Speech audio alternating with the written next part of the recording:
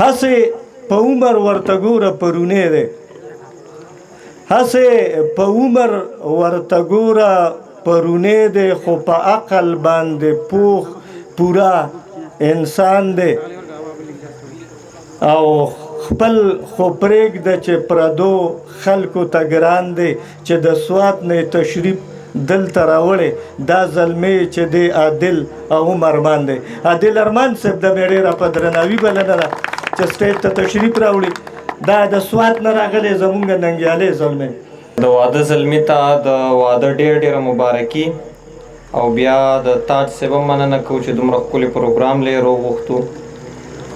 زه به یو څو شعرونه ووایم، خو د هغې نه مخکې به یو څو نه بلکې یوه خبره به وکړم.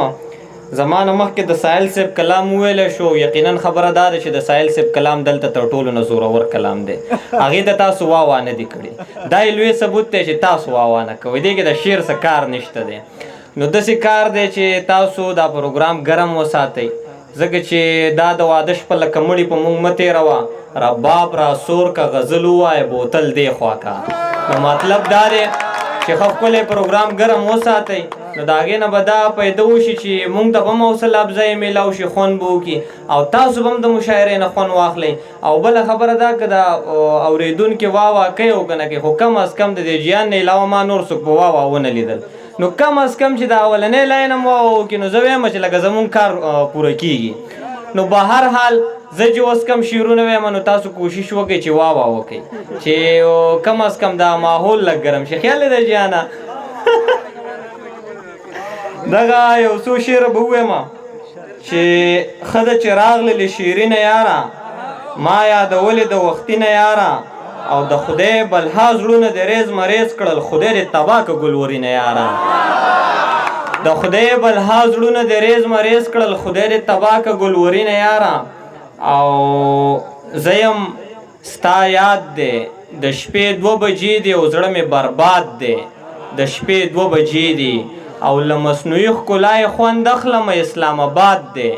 د شپې 2 بجې دی او په کافر زړه کې څوک جومات جوړوي، عجب جهاد دی. د شپې 2 بجې دی او دومره تیز دادم خیر دی مور کوه. او ستا د وجود خوشبو زما کمره کې، ستا د وجود خوشبو زما کمره کې دا څنګه فساد دی.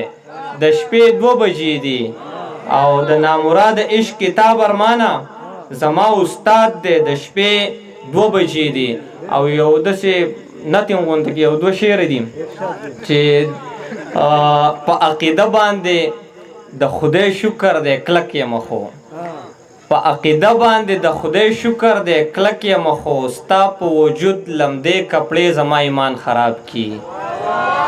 په عقیده باندې د خدای شکر دی کلک یم خو، ستا په وجود باندې لمدې کپړې، ستا په وجود لمدې کپړې زما ایمان خراب کی.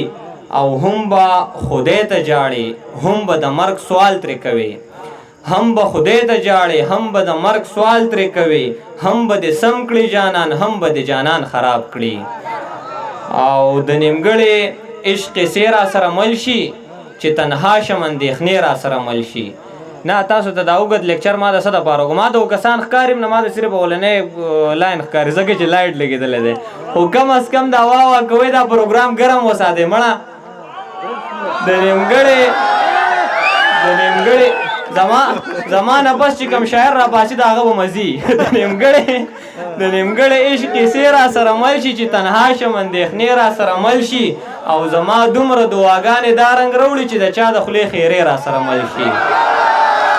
زما دومره دعاګانې دا رنګ راوړي چې د چا د خولې خیرې را سره مل شي. او ته چې ګپ کې هم دروغ خبره وکړي، نو څه بل شان وسوسې را سره مل شي. ته چې ګپ کې هم دروغ خبره وکړي، نو څه بل شان وسوسې را سره مل شي. او د رواج د بندیزونو څه مجال بیا محبت چې د هغې را سره مل شي.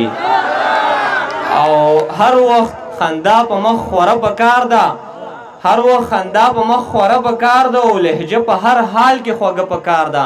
او زړه کې ساتنو نه څه نه جوړېږي، ګوره د یو بل نه ګیله پکار ده.